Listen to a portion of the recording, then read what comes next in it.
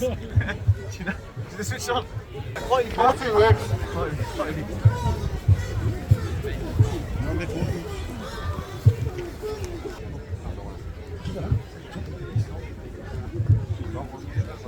Your mate Arm is up there, no? Yeah, somewhere here. With his megaphone. Yeah. Hello, Di.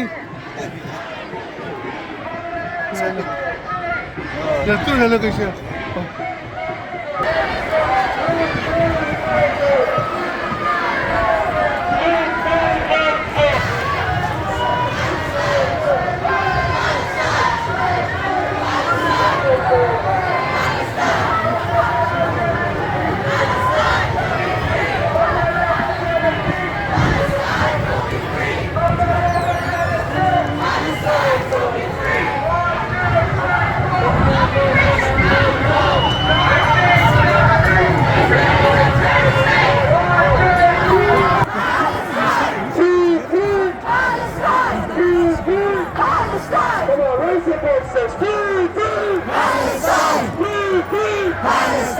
From the river to the sea, Palestine!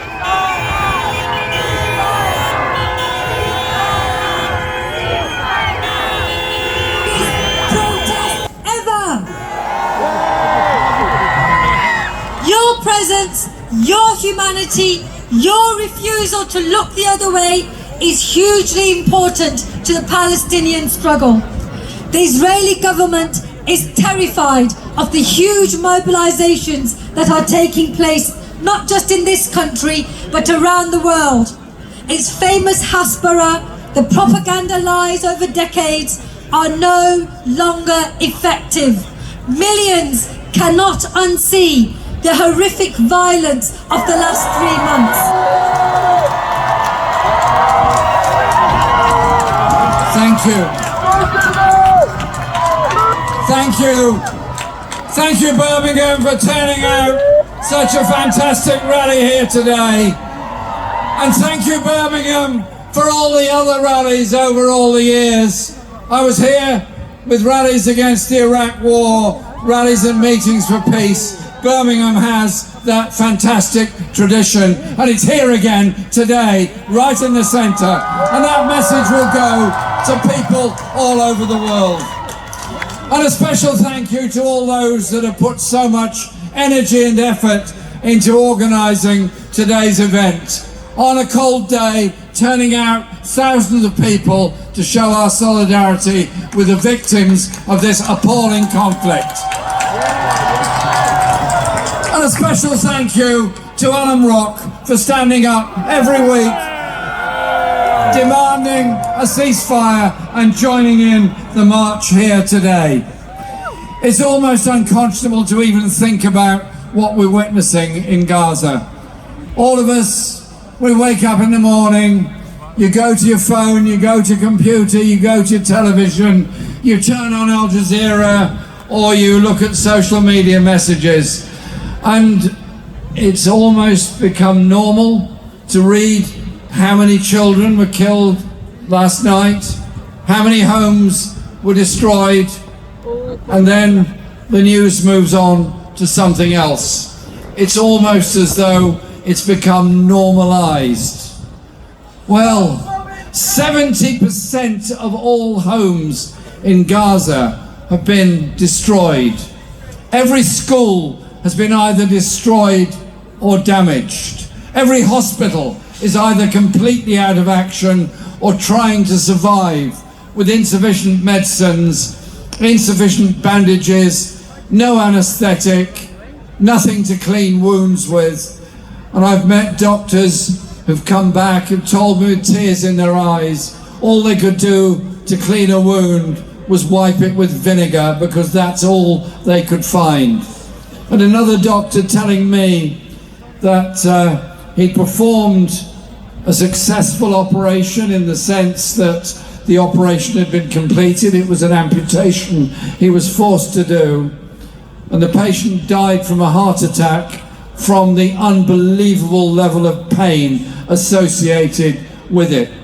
The bravery of the medical workers who've tried to carry on treating the desperately ill and wounded whilst under bombardment at the same time. Our hearts, our thanks go out to all of the medical workers for the heroism they performed during all of this. And then, even when medical aid or other aid is able to get into Gaza, it's bombed on the way in. And the lack of food, the lack of water, the lack of sanitation, and the lies that have been told continuously by Israel about safety. Think about this. After the awful days of October the 7th, they told people to move to the south of the Gaza Strip. Now, I've been many times at the Gaza Strip. I know how small it is. I know how difficult people's lives are. They went to the south believing they were in a place of safety and then got bombed while they were trying to hide for safety in a hospital. And there are now 1 million people and more corralled around the Rafah crossing, hoping one day to get to a place of safety, but under bombardment. And some days, as many people die from diarrhea, from wholly preventable conditions, dehydration, hunger, and lack of medicines to deal with wholly preventable conditions. They are dying because of the ongoing siege of Gaza and now the destruction of life by overall bombardment of people. And so this is, by any stretch of the imagination, a war crime that is going on. And so we have to speak up against what's going on, however long it takes, however cold and wet the days are here. The people of Gaza, and indeed those under siege in the West Bank, say to me, please raise your voice as loud and long as necessary. It gives us help, it gives us hope, and it gives us heart. And so we've got to carry on doing that. Now, last week I went to The Hague to support the South African case that was taken to the International Court of Justice. And there was some very poignant, synergetic moments there. As one who, like I'm sure many in this crowd of older people, campaigned against apartheid in South Africa and the racist regime, condemned the British government for its support for the apartheid regime and carried on with those campaigns for years. But the real end of apartheid came because of the bravery of the black South African people in Soweto and their supporters around the world.